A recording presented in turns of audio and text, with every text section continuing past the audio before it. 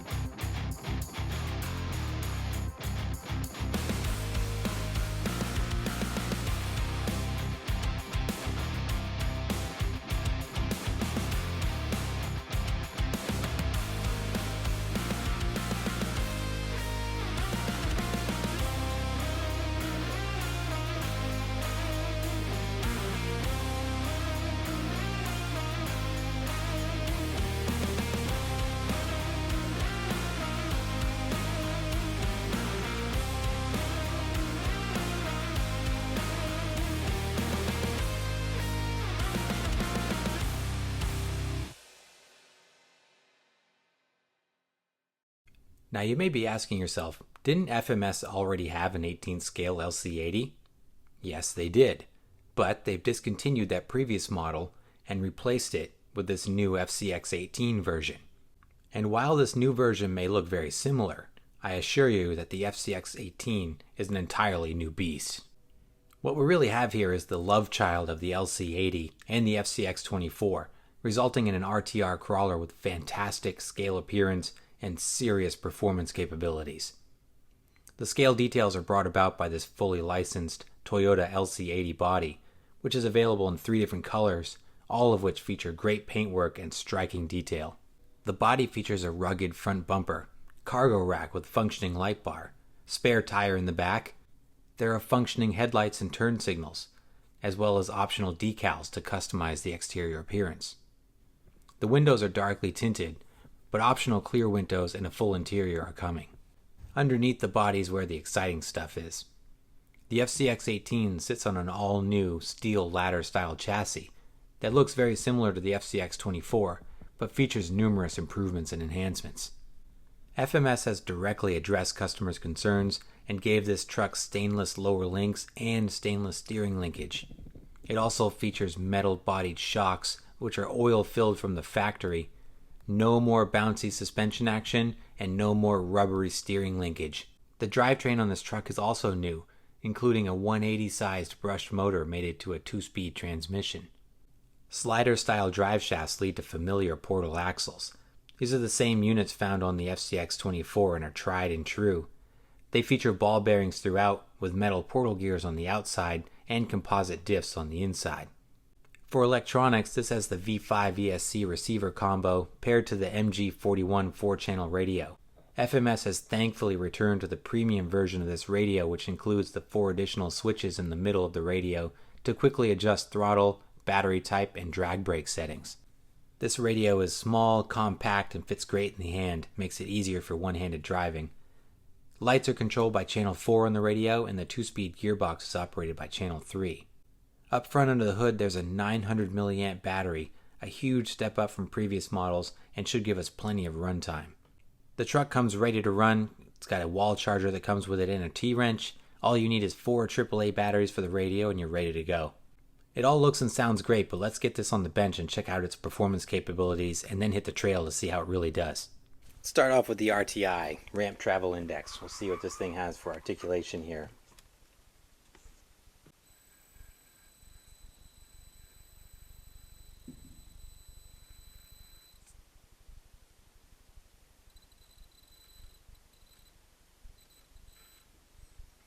I'd say right around 13.5 on the RTI.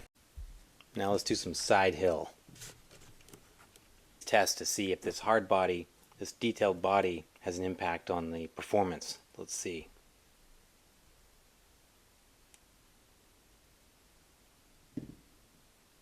It's 30, 35, 40. Let's say about 42 on the side hill. Now let's try the vertical.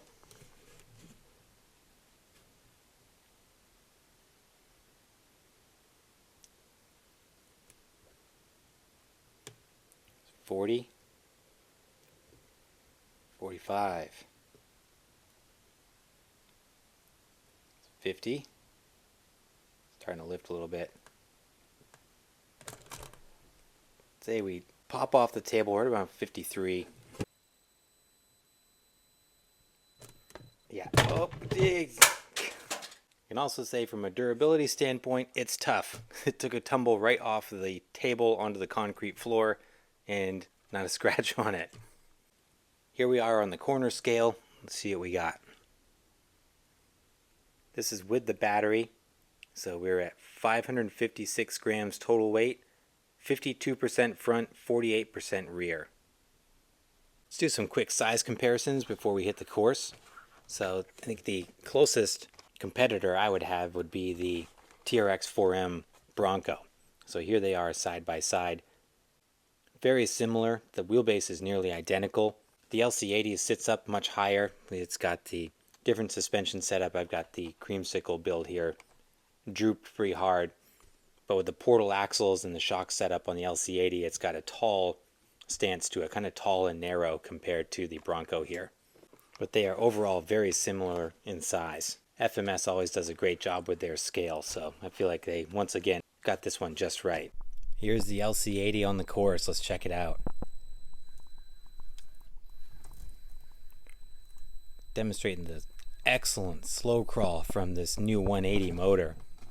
And the 2-speed transmission, look at that thing. Man, the ESC is great. It's a little whiny.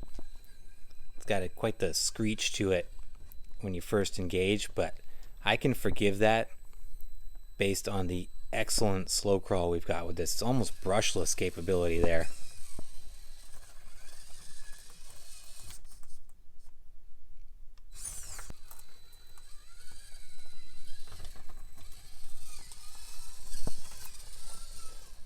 Those oil-filled shocks give it a nice composed feel to it.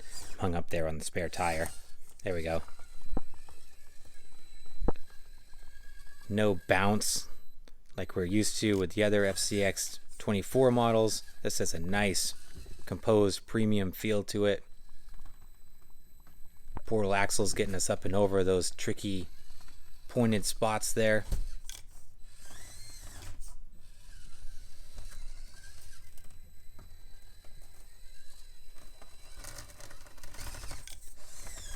Get stuck in. Oh, pulled it out. Let's see if I can get out of here. Whoa.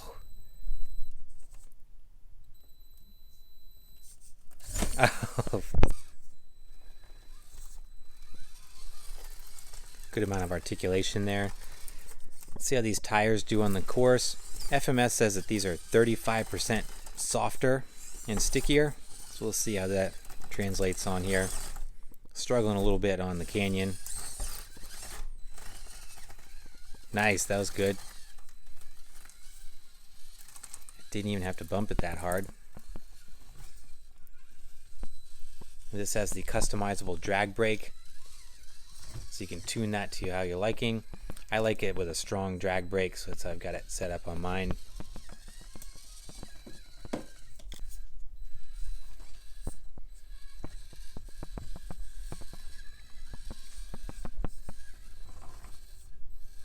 Let's get into Mini Moab, check out the usual challenge line, see how this thing does.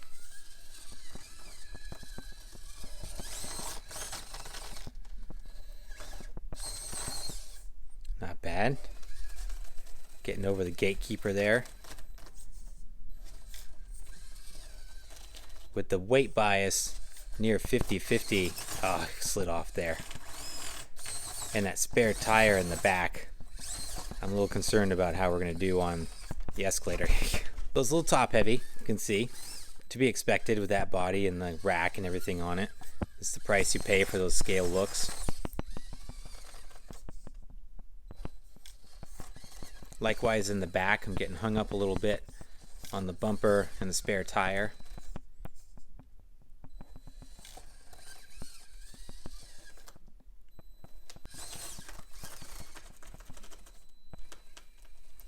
There we go.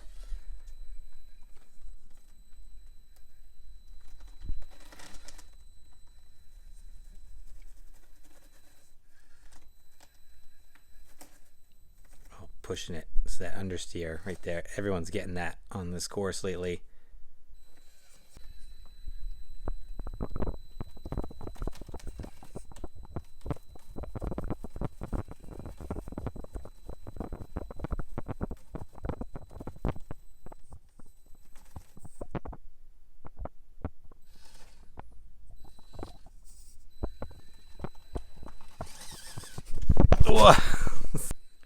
Third attempt. We do 3 tries on an obstacle. Here we go. This is try number 3 on the escalator here.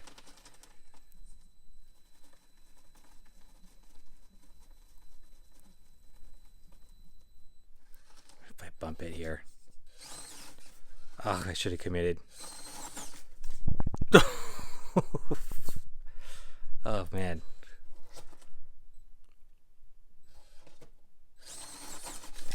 All right, that's enough there. Let's try some side hill just for the heck of it here. You know, given the experience we just had on the escalator, not super confident in the side hilling. We'll see.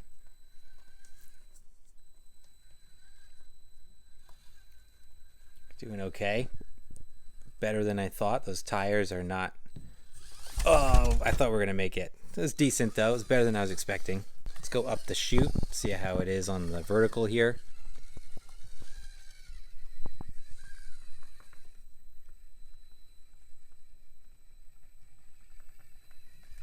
Does the chute no problem. Looked like a little bit of torque twist there, a little bit of chassis twist, but not terrible. Now let's try Hell's Gate just for the heck of it.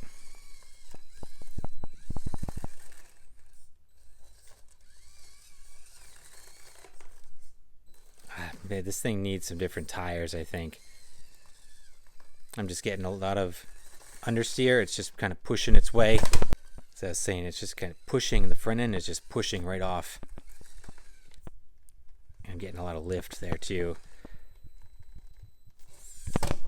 This thing is determined to fly off the table. One more try.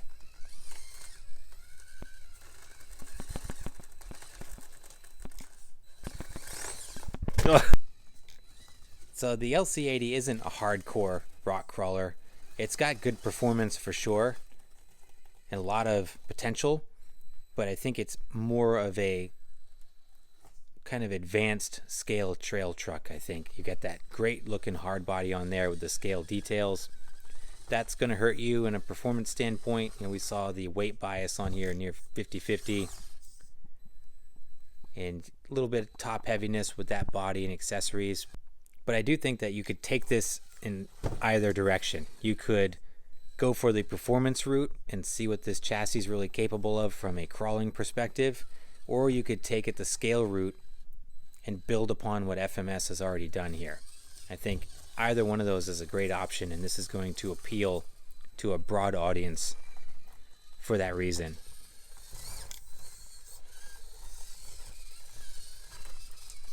but I really like it. This was really highly anticipated, and I think it was well worth the wait.